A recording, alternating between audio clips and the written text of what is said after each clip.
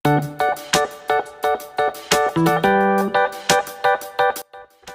anak-anak, bagaimana kabar kalian? Luar biasa, yes, yes, yes. Semoga selalu dalam keadaan sehat dan tetap semangat. Sebelum belajar, marilah kita berdoa sebelum belajar. Semuanya sikap berdoa. Doa sebelum belajar. Ya Tuhan, kami bersyukur atas kesehatan kami hari ini. Sebentar lagi, kami akan mulai belajar. Bimbinglah kami agar dapat belajar dengan sungguh-sungguh. Berilah kesabaran dan kesehatan kepada guru dan orang tua kami, agar dapat mendidik kami dengan baik. Terima kasih Tuhan. Selesai. Oke, bagaimana kemarin anak-anak sudah melaksanakan pas semester ganjil. Nah, untuk hari ini kita akan memulai belajar untuk semester genap atau semester kedua. Nah, kita akan belajar di tema 5 tentang cuaca. Nah, sebelum kita masuk ke dalam pembelajaran, Miss akan menyampaikan tujuan pembelajaran hari ini. Peserta didik dapat mengidentifikasi informasi mengenai keadaan cuaca dengan benar. Peserta didik dapat menentukan kosakata dengan keadaan cuaca secara benar. Peserta didik dapat memberikan contoh sikap bersatu dalam keberagaman di lingkungan sekitar dengan baik. Peserta didik dapat mengidentifikasi pecahan sebagai bagian dari sesuatu yang utuh dari benda konkret dengan tepat. Dan yang terakhir, peserta didik dapat menyajikan pecahan menggunakan benda konkret dengan benar. Nah, untuk mata pelajaran yang akan kita pelajari yaitu ada Bahasa Indonesia, PKN, dan Matematika. Nah, sekarang kita masuk ke tematik kelas 3 di tema 5 tentang cuaca di subtema pertama keadaan cuaca di pembelajaran pertama. Televisi menayangkan acara perkiraan cuaca hari ini. Ada wilayah yang cerah, ada wilayah yang berawan, ada pula wilayah yang hujan. Cuaca adalah keadaan udara pada tempat dan waktu tertentu.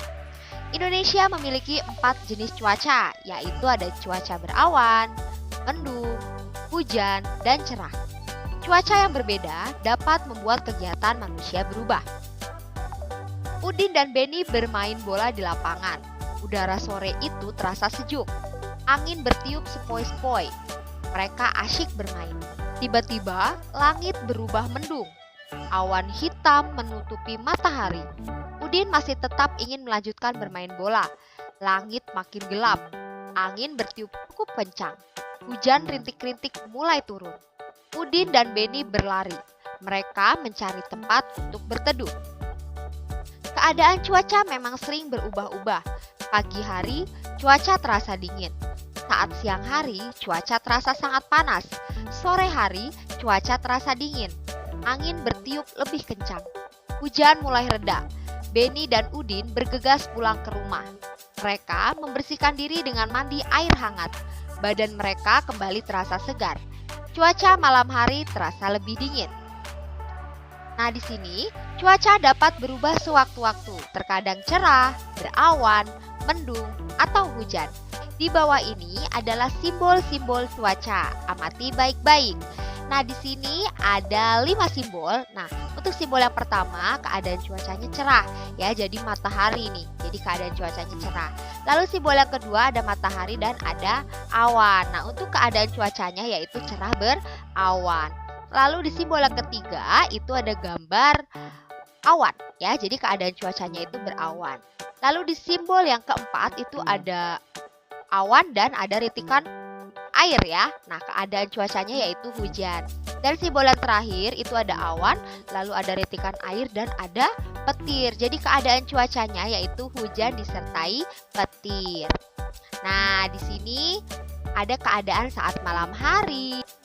Apakah pada malam hari ini terjadi hujan, mendung, cerah, dan berawan? Nah, anak-anak bisa lihat pada malam hari nanti. Di sini pengertian dari cerah. Cuaca cerah adalah keadaan ketika matahari memancarkan sinarnya. Ciri-cirinya yaitu langit terang, awan yang terlihat di langit hanya sedikit dan udaranya terasa hangat. Lalu berawan. Cuaca berawan adalah keadaan ketika sinar matahari tertutup oleh awan. Langit menjadi agak gelap, awan menebal, dan udara terasa dingin.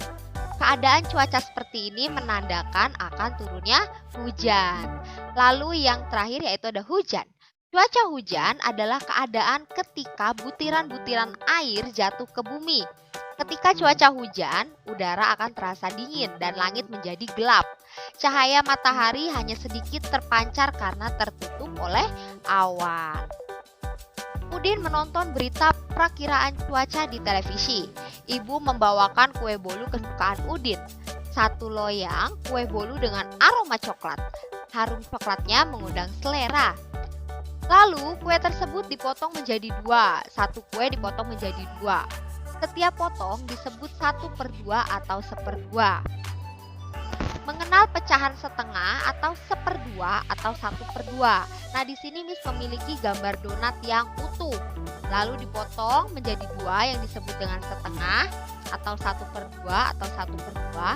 Dan di gambar yang kedua yaitu donat yang masih utuh lalu dipotong, tetapi bukan setengah ya. Kenapa?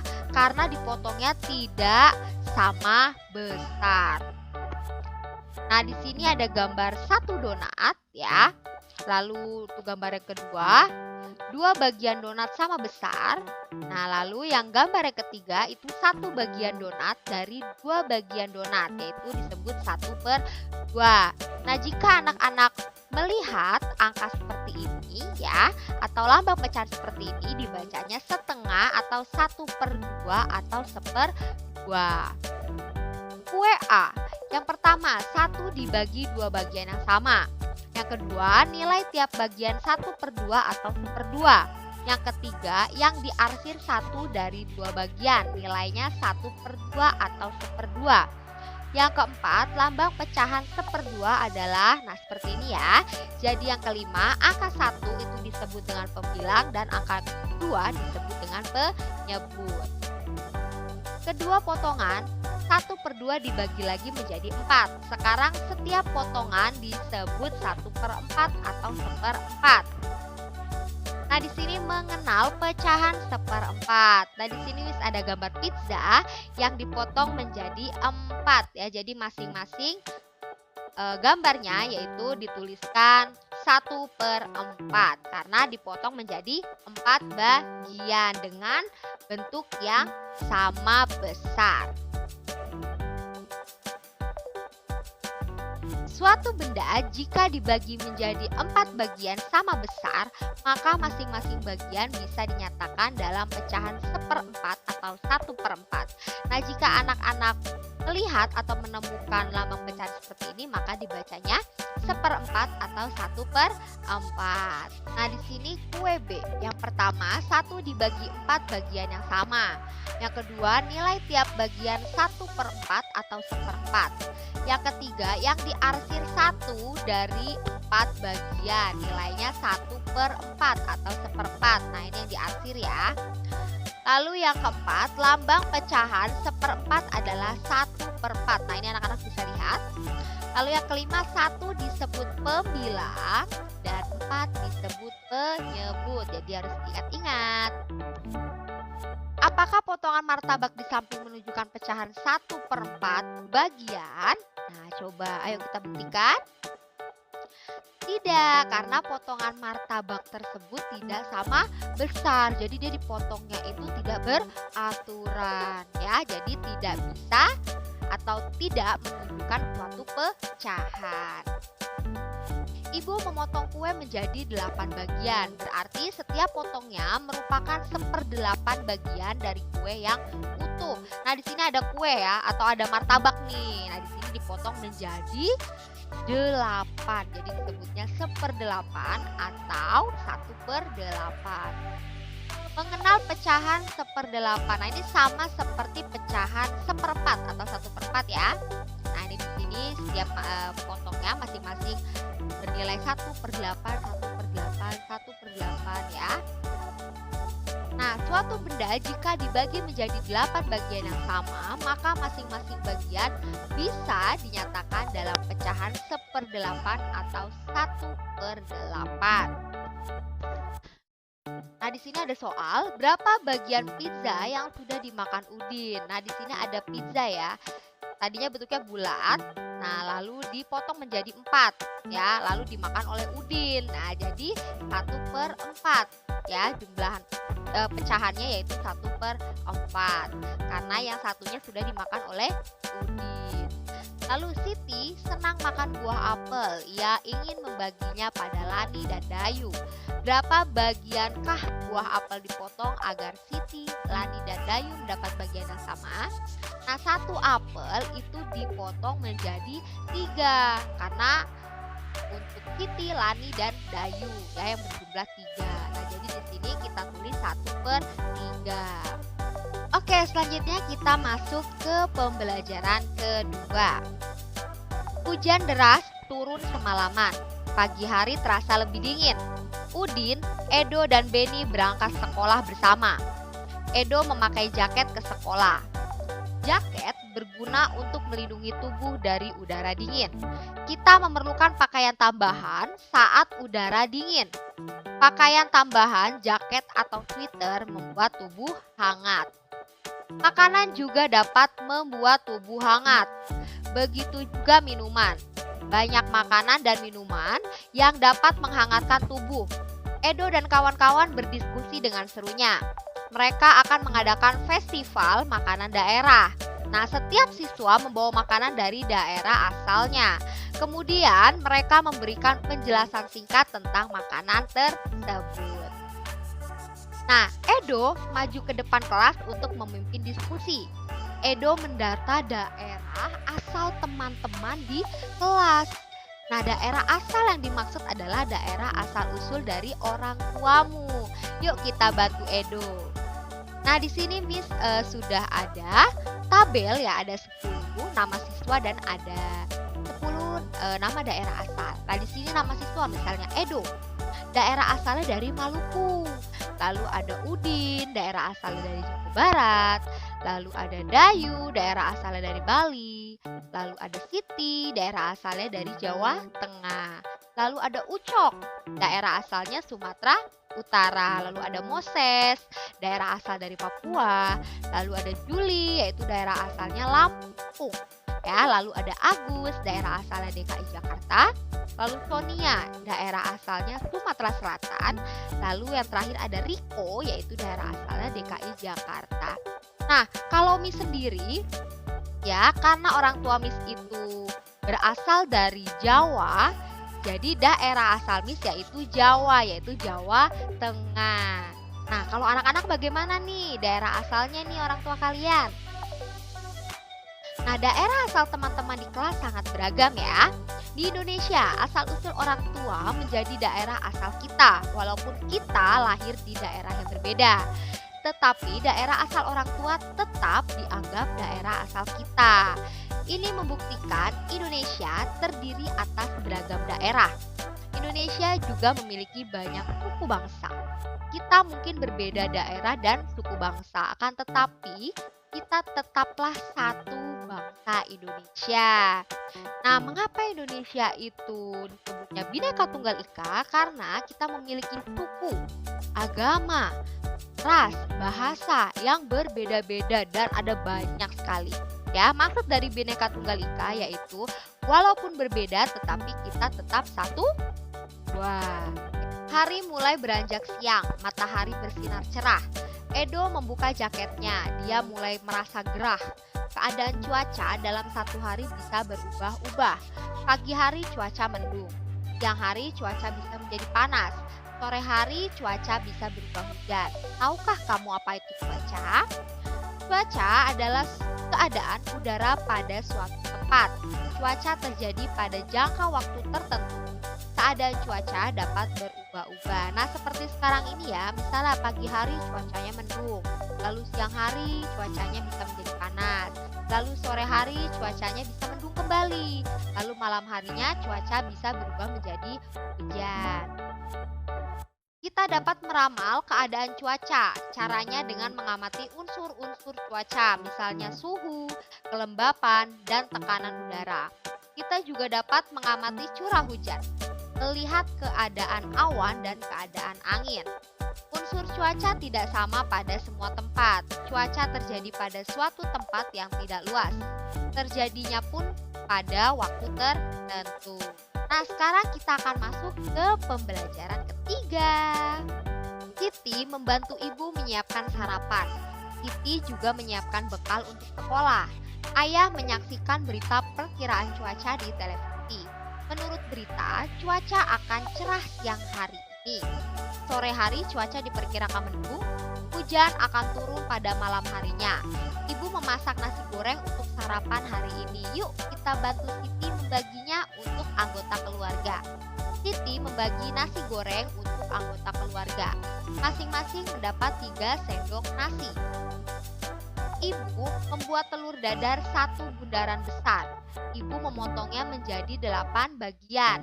Setiap anggota keluarga mendapat 2 potong. Ini sama artinya dengan setiap keluarga mendapat 2/8 bagian telur dadar.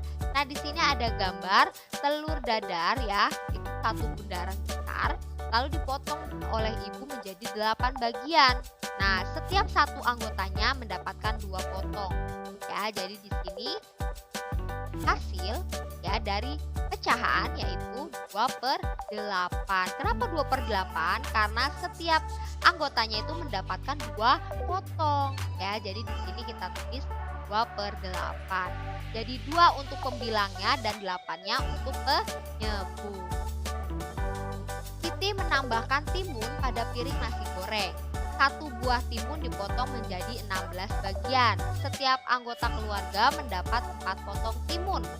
Ini sama artinya dengan setiap anggota keluarga mendapat 4/16 bagian timun ya. Sama seperti tadi, seperti telur dadar ya.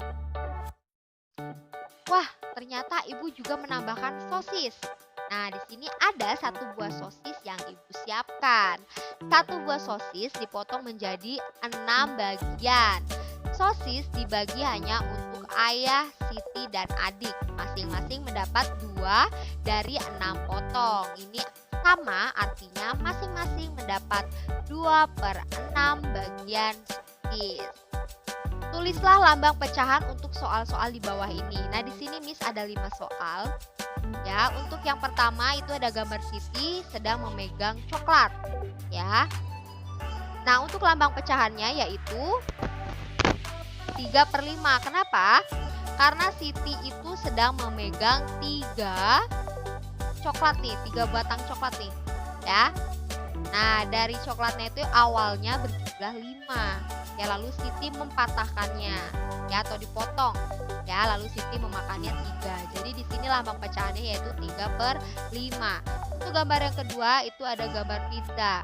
Nah, untuk pizzanya itu dimakan oleh Benny ya. Jadi lambang pecahannya 1/6 ya. Satunya itu dari pizza yang dimakan oleh Benny. Nah, 6-nya adalah jumlah potongan pizzanya.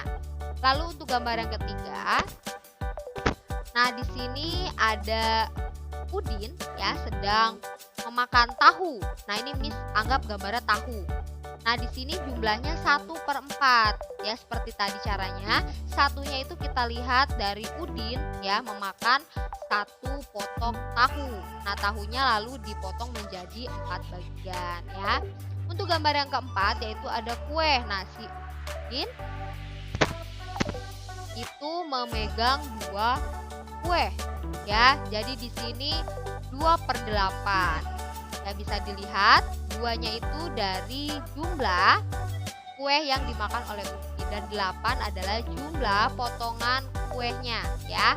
Lalu untuk gambar yang kelima itu Miss anggap seperti gambar coklat, kue coklat ya, kue coklat ya. Nah, lambang pecahannya yaitu 2/8. Seperti tadi ya, kita lihat si Udin memegang 2 kue coklat ya, lalu 8-nya adalah hasil potongan dari kue coklatnya. Nah, untuk kesimpulan kesimpulan hari ini yaitu anak-anak mengetahui keadaan cuaca sesuai dengan gambar atau simbolnya. Ya, tadi anak-anak sudah melihat simbolnya ya. Jika simbolnya berawan, berarti dia keadaan cuacanya berawan. Jika simbolnya matahari, berarti cuacanya cerah. Nah, seperti itu. Lalu mengetahui arti dan unsur-unsur dari cuaca. Ya. Lalu mengetahui contoh sikap bersatu dalam keberagaman di lingkungan sekitar. Tadi ya, kita tidak boleh membeda-bedakan suku, ras, dan agama. Lalu mengenal berbagai macam pecahan. Tadi kita sudah belajar pecahan 1/2, 1/4, 1/8. Lalu anak-anak mengetahui cara penulisan pecahan dengan benar. Jadi cara penulisannya untuk angka yang di atas itu disebut dengan pembilang dan untuk angka yang di bawah itu disebut dengan penyebut. Nah, sebelum kita mengakhiri pembelajaran hari ini, kita akan berdoa sesudah belajar. Semuanya sikap berdoa. Doa sesudah belajar. Ya Tuhan, kami bersyukur karena Tuhan telah menyertai kami selama belajar. Semoga kami dapat mengamalkan ilmu-ilmu yang kami dapat. Kami juga berdoa supaya virus corona segera berlalu, agar kami dapat kembali ke sekolah. Terima kasih Tuhan. Selesai. Oke, sampai di sini dulu perjumpaan kita pada hari ini. Sampai berjumpa di pembelajaran berikutnya. Bye-bye. Semoga selalu sehat.